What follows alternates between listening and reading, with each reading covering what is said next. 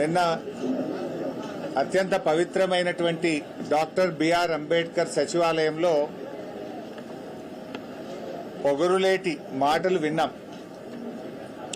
ఆ పొగరులేటి సెక్రటేరియట్కు ఒకవైపు డాక్టర్ బాబాసాహెబ్ అంబేద్కర్, ఒకవైపు బిర్లా మందిర్లో వెంకటేశ్వర స్వామి ఆలయం, మరొక వైపు అమ్మవారు, మరొక వైపు మస్జిదు, చర్చు, అంత పవిత్రమైనటువంటి సెక్రటేరియట్లో కూర్చొని నిజాలు దాచి అబద్దాలు మాత్రమే మాట్లాడాడు ఆ పొగరులేటి మంత్రి.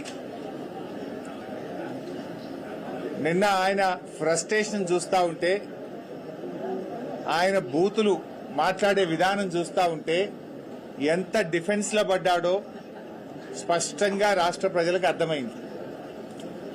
సరుకు లేనప్పుడు, సమాధానం లేనప్పుడు తిట్లకు ఎత్తుకుంటారు.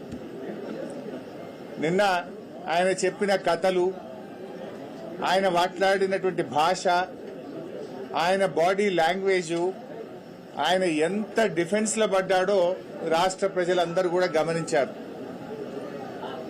సమాధానం లేదు గనుకనే నువ్వు తిట్ల రాగాన్ని అందుకున్నావు.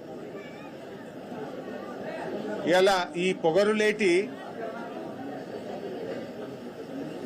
ఒక రాష్ట్ర మంత్రిగా కాకుండా రాఘవ కన్స్ట్రక్షన్ అధినేతగా మాట్లాడినట్టుగా ఆయన మాటలు ఉన్నాయి.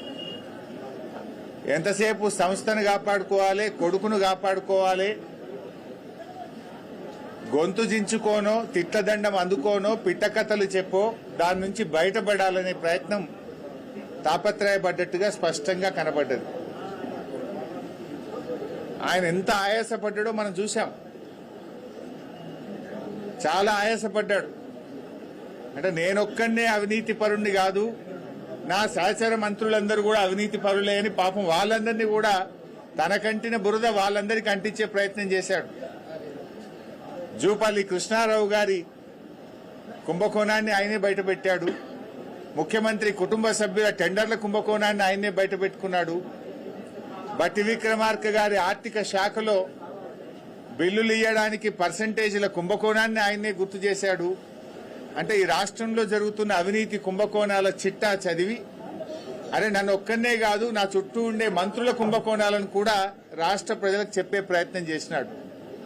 అంటే ఆయన తాపత్రయము, ఆయన ప్రయాస అంతా కూడా నేనొక్కనే కుంభకోణాలు చేయలేదు, నేనొక్కనే అవినీతి పరుణ్ణి కాదు, రాష్ట్ర కేబినెట్ లో చాలా మంది ఉన్నారని తన బురద అందరికీ అంటించే ప్రయత్నం చేసినట్టుగా నిన్న ఆయన ప్రయత్నం